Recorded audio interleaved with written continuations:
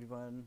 Today we will learn about the chemical coordination. आज हम बात करेंगे chemical coordination के बारे में कि chemical coordination क्या है. Chemical coordination between the cell, organ or within the body of the multicellular organism. ये chemical coordination सेल के अंदर, organ और पूरी multicellular body के अंदर हो सकती है. Chemical coordination is more primitive than nervous coordination. Group of cell release a specific chemical.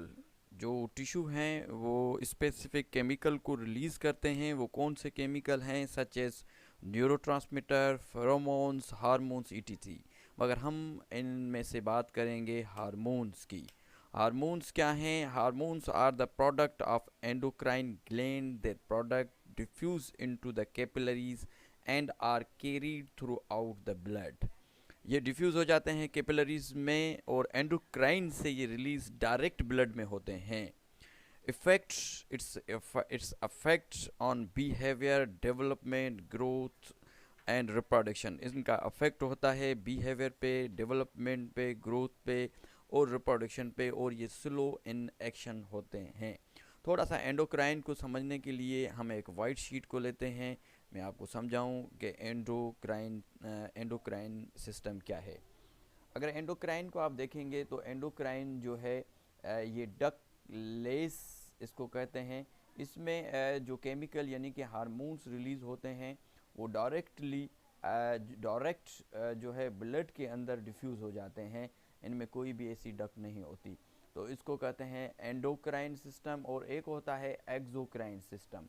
Exocrine में डक मौजूद होती है और ये डायरेक्ट ब्लड में केमिकल्स नहीं जाते. तो ये डिफरेंस है एंडोक्राइन और एक्सोक्राइन में. इनको हम फर्दर आगे इन डिटेल में पढ़ेंगे. आगे हम बात करेंगे हार्मोन्स, केमिकल हार्मोन्स की. अगर हम केमिस्ट्री देखें या इनका केमिकल नेचर देखें कि हार्मोन का केमिकल नेचर क्या है, तो ये जो केमिकल ये ऑर्गेनिक मॉलिक्यूल्स हैं और इनकी ये अक़साम हैं. एक पेप्टाइड हार्मोन्स या इनको प्रोटीनियस इन नेचर भी हम कहते हैं. They are following types. एक शॉर्ट टर्म अमाइनो एसिड होते हैं जैसे ADH, एंटी डाययूरेटिक हार्मोन्स या ऑक्सीटोसिन हार्मोन्स जो ड्यूरिंग बेबी बर्थ के रिलीज़ होता है यूट्रस में, जो यूट्रस को कंट्रैक्ट करवाता है. It is peptide hormones. ये पेप्टाइड हार्मोन्स हैं. लॉन्ग चेन हार्मोन्स में आ जाते हैं इंसुलिन, प्रोलैक्टिन एंड ग्लूकागॉन भी इसमें आ जाता है. और ये प्रोटीनियस इन नेचर हैं. मॉडिफाइड हार्मोन्स की अगर बात करेंगे, थायरोक्सिन आ जाता है इसमें जो कि मेटाबॉलिज्म और थायराइड डिजीज़ को मेटाबॉलिज्म रेट को तेज़ करता है. और थायराइड्स की डिजीज़ में इसको यूज़ किया जाता है.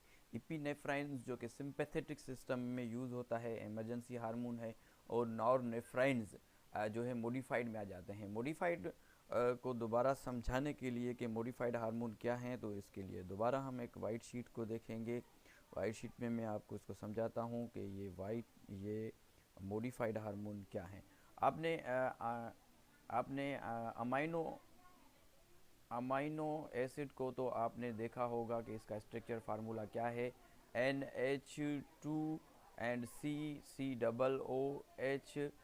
ऊपर H और नीचे एनी रेडिकल ग्रुप.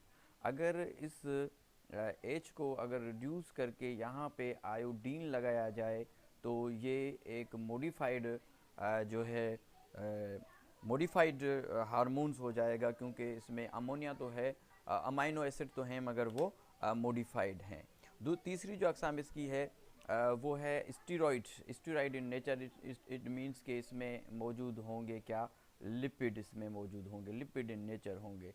तो लिपिड इन नेचर हैं. इसमें प्रोजेस्टेरॉन आ जाता है, टेस्टोस्टेरॉन आ जाता है, अल्डोस्टेरॉन्स वगैरह इसमें आ जाते हैं. तो ये 3 अक़साम थी हार्मोन्स की जो हमने सीखी.